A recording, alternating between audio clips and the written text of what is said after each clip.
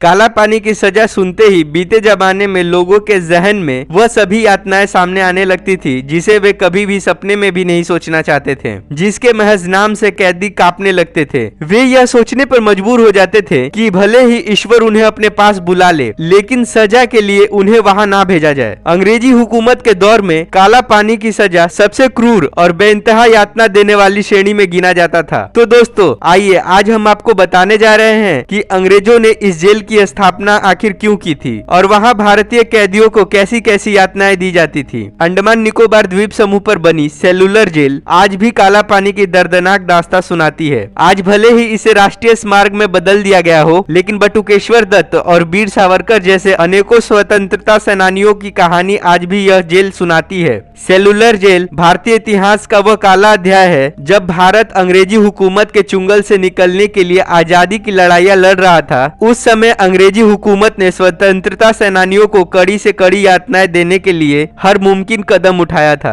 इसी कड़ी में विद्रोहियों को सामान्य जनमानस से दूर रखने के लिए एक ऐसे जेल बनाई गई थी जो कि पूरे भारत से हटकर हो। इसका ख्याल अंग्रेजों के दिमाग में 1857 के विद्रोह के बाद आया था, क्योंकि अंग्रेजों ने पहली बार उतनी बड़ी जनसंख्या में विद्रोह अपने खिलाफ देखा था। भविष्य में ऐसे विद्रोह को रोकने के लिए और भारतीय स्वतंत्रता संग्राम के सेनानियों को कैद में रखने के लिए अंग्रेजों ने इस जेल का निर्माण कार्य 1896 में शुरू किया, जो कि 1906 में जाकर पूरा हुआ। स्वतंत्रता संग्राम सेनानियों को इस जेल में भेजा जाता था। उसे साधारण बोलचाल की भाषा में कहा जाता था कि उसे काला पानी की सजा हुई है, यानी कि उन्हें मौत की सजा दी गई है। यहाँ से कोई वापस नहीं आता। इस जेल में 3 मंजिला वाली शाखाएं बनाई गई थी, जिसमें 696 सेल तैयार की गई थी और हर एक सेल में एक कैदी रखा जाता था। हर सेल का साइज 4.5 मीटर इंटू 2.7 मीटर था। 3 मीटर की ऊंचाई पर खिड़कियां लगी हुई थी ताकि एक कोठरी का कैदी दूसरे कोठरी के कैदी से कोई भी संपर्क ना रख सके।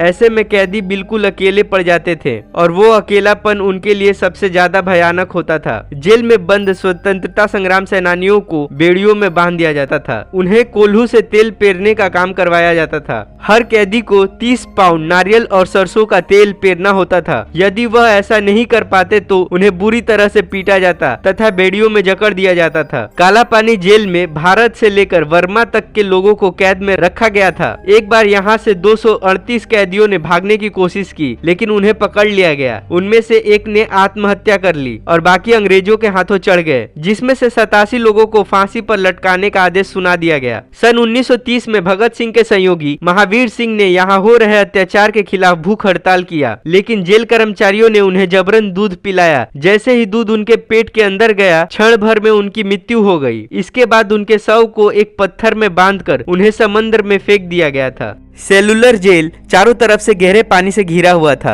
और पानी भरे होने के कारण कोई भी कैदी वहां से भाग नहीं सकता था, क्योंकि वहां से भागने का मतलब मौत था। इस जेल के निर्माण में करीब 5,17,000 रुपए की लागत आई थी। इसका मुख्य भवन लाल ईंटों से बना है। ये लाल ईंटें वर्मा से यहाँ लाई गई थी, जो कि आज म्यांमार के नाम से जाना जाता है। जेल की 7 शाखाओं के बीच एक टावर लगा हुआ है। इस टावर से सभी कैदियों पर नजर रखी जाती थी। टावर के ऊपर एक बड़ा सा घंटा लगा था, जो कि किसी तरह की भी संभावित खतरा होने पर बजाया जाता था। यहाँ हजारों भारतीयों को फांसी दी गई थी, जिसका रिकॉर्ड कहीं भी मौजूद नहीं है, तथा कईयों को तोप के मुंह पर बांधकर उन्हें उड़ा दिया गया और कई सेनानियों को तिल तिल मरने के लिए छोड़ दिया था। इन सब वजहों के कारण इस जेल को भारतीय इतिहास का सबसे काला अध्याय कहा जाता है। तो चलिए दोस्तों, आज की वीडियो हम यही खत्म करते हैं। आपको यह जानकारी कैसी लगी आप हमें कमेंट बॉक्स में जरूर बताएं। अगर यह जानकारी आपको अच्छी लगी हो तो इसे लाइक करें, अपने दोस्तों में शेयर कर दें और दोस्तों इसी तरह की अनसुनी बातों को जानने के लिए हमारे चैनल को सब्सक्राइब कर दे और बगल के बेल आइकन को प्रेस करना ना भूले, ताकि हमारे आने वाली नई वीडियो का नोटिफिकेशन आप तक सबसे पहले पहुंचे। धन्यवाद।